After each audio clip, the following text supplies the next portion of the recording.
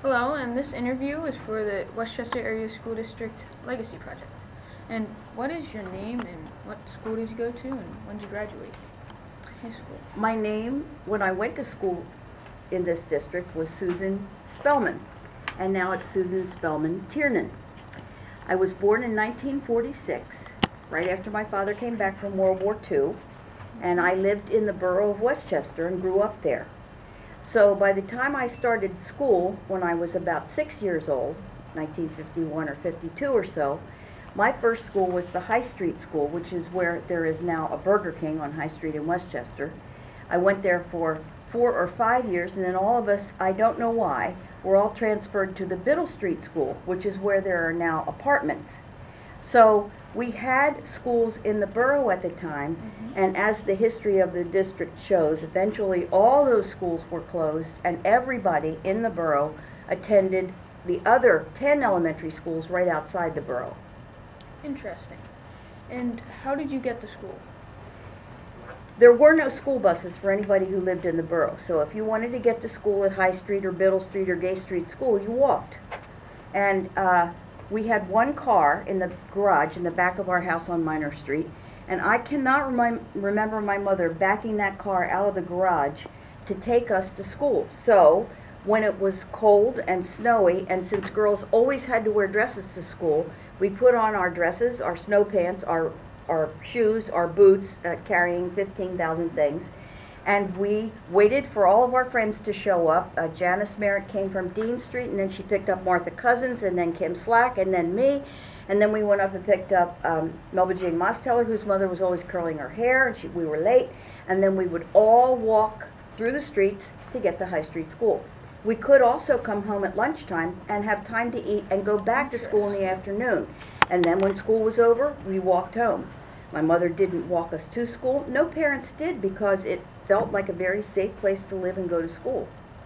Interesting. And what subject did you take in middle school, or high school? Well, now, after I went to High Street until 3rd or 4th grade, then I went to Biddle Street through 6th grade. And by that time they had built what is now part of Henderson. There was a 6-year program at Henderson at that place. And so I went to all of junior high, which was 7th, 8th, and 9th grade. Then I went to high school at Henderson for 10th, 11th, and 12th grade. So my subjects would look very much like the subjects you take right now. English, math, social studies. In high school I took French and Spanish. People didn't take as many sciences or math courses as are required now, but those courses were available for smart students who wanted to take them. So my my curricula looked a great deal like what anybody's curriculum would look like now. My report card was different, but the subjects were the same. Interesting. And about how many students were in your high school graduating class? Henderson High School in 1964, now you're going to have some of my classmates here later today, and they may tell you it was bigger, but I remember that it was about 400. 400? 400. Interesting. And how was your school experience different than it was like today? Because the school code, I don't know if you've ever heard of the school code of 1940, which is now about this thick. It was probably only about that thick then. And so regulations for the school districts were much less stringent. So class sizes, nobody worried about how big class sizes were. I think I could easily have had a class of 37, almost 40 when I was in elementary school, and nobody worried that children wouldn't be able to learn.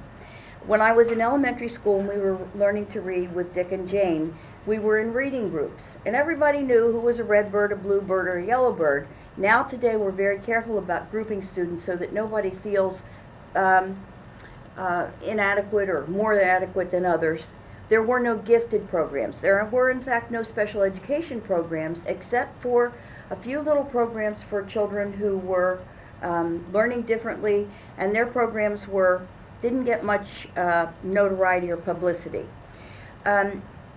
Things were just more open and relaxed. We had a we didn't have physical education the way you have physical education. We'd go out and play on the playground, and that was made of macadam. So when you fell off the swing set or the jungle gym, you fell on your head on the macadam, and then people said, get up and get on with things. Or you went in and got a patch on your head, and everybody said, you're going to be fine. And generally you were. So safety wasn't such a big issue. I went to school all of my life in Westchester with people of all ethnicities. Later that became an issue in Westchester, and so that's one of the reasons that they closed all the in-town schools and moved everybody to the 10 outlying elementary schools. And so things were different because I think they were just, it seemed more casual. If you got to school, somebody might say, you know, you're not really on time. But there weren't so many things like late rooms and detention centers and suspensions as I think there are today, because you've got more students, more legal issues, more things to worry about than we used to. Parents just didn't worry so much because it seemed like a bigger, safer world, a smaller, safer world. Interesting. What was your most memorable experience of school? That's a really hard thing to say, and I'm sorry, you probably have to cut and splice this. My most memorable experience in school was sitting in my junior year in Henderson High School in English class in the front row where my seat was, and having somebody come in and whisper something to the English teacher, who turned pale and announced that John Kennedy, the President of the United States, had been shot. I think that is probably one of the demarcations for me in high school, because what had been a time of interest but not so much impacting me as a person changed that day.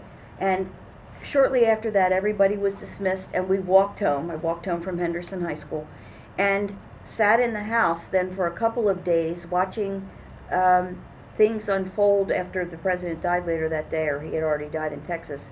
Watching things unfold in the United States and realizing, perhaps for the first time, that things were not going to be quite the same, and it wasn't the same safe world. Interesting. And were schools segregated by race or by gender? No, not by gender. Now, I told you that we had dress code rules, and we had them all the way through high school. I remember the girls' rules were no tight-fitting, suggestive clothing, whatever that means. But you couldn't, your skirts couldn't be too short or too tight. But you had to wear skirts.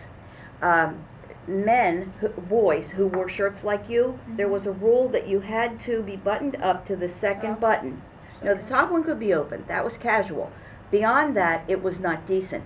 And it was in my class of students that we had a student, a very bright student, who eventually became a very well-known lawyer, who decided to challenge the rules at the high school, and he let his hair grow a little bit over his collar, and he went around, he came to school one day with his shirt unbuttoned to the third button, and he was suspended.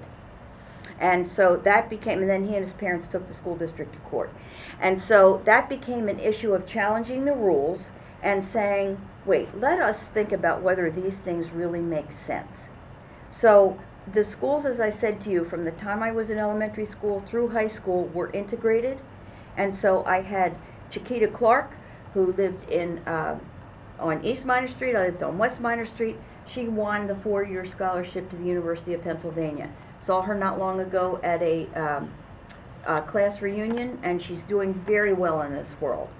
Mr. Ken Ward lived almost next door to Chiquita Clark. He later became close to the head of facilities in the school district and recently retired. So there are people all over town who remember going to school with me, and I still see these people. Interesting.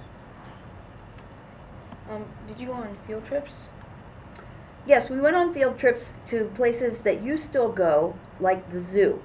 But I can never remember going on an overnight field trip until I came back to the Westchester district. After I went to college, I came back and I was teaching at Stetson. And we went on a field trip to Cape May. Overnight, took students to Cape May to study horseshoe crabs. And we stayed overnight. But when I was in high school, there were no overnight field trips. We went on local trips. Oh.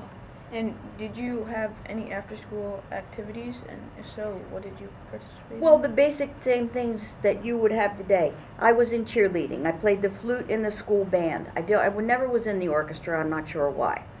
I participated in student council, French club, Spanish club, international club, things like that after school. So I played field hockey for a while when I was in middle school. I didn't have a real talent for field hockey. I would run my stick into the ground and trip on it and things. So I swam all the way through middle school and high school. I liked swimming. I swam in the summer, but we didn't have a summer swim team. I showed Skylar on the way up here the place where the district initially proposed building a swimming pool outside East when they designed the building, but taxpayers felt that that was creating too much of a Taj Mahal for students, and they didn't need tennis courts and swimming pools and things like that. Next thing, we'd have a golf course here. So the taxpayers nixed that, and as a result, we are still swimming at the YMCA or the college. Interesting. And was bullying a problem or an aspect during your schooling? Always has been. Always has been a problem. It wasn't acknowledged as a problem. It was just like bad behavior.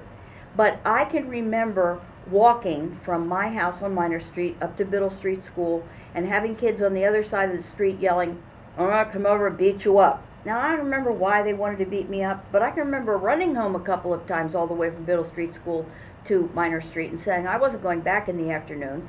And my mother said, "Well, of course you are." And that was all there was to it. There wasn't like, "Oh, poor thing, you'll be traumatized, you can't go back to school, we're gonna," no, there wasn't that. It was just, go over and talk to the girl and make friends. It was always girls. I mean, a lot of girl bullies. But I think kids have always been mean to kids and tended to write notes about kids. Now, a lot of this is girl stuff. Boys seem to fight, get it out, pick each other up, and get on with things, and girls seem to carry grudges longer. That hasn't changed much. But the degree of bullying that goes on today with cyberbullying is a much more serious issue that parents have a harder time getting a grip on. So, yes, bullying's always been around that I can remember. And were your schools as large as they are today, or were they smaller and less teachers, larger classes? Now, you may have looked at the book by Mrs. Miller called Legacy of Learning, which explains how the 10 elementary schools around the Westchester borough were originally their own school districts. Each elementary school was its own school district, and people sent their children to Henderson High School as sort of the jointure, the joint high school. That's how it got that funny name. The Westchester Joint Junior Senior High School was formed when the state in 1966 said that all school districts had to take their little teeny tiny township schools and form them into one big elementary school. So the schools were about the same size as they are now, albeit smaller because the population was smaller. But classes, and many times classes were larger, and nobody worried about the classes being larger. Lots and lots and lots of kids in your phys ed class, lots and lots and lots of kids everywhere. And I will tell you that here in middle school, I took home economics because all girls took home economics, but we didn't ever go down in the shop. The shop was for boys, and they never came up to home economics class and learned how to make chocolate chip cookies. So there were classes that were differentiated by gender, and that was considered to be the appropriate gender roles for women and men at the time. Interesting. And I'd like to thank you for your time, and that concludes our interview for today. Thank you, Alexander. It was very nice talking to you. You too. Thank you.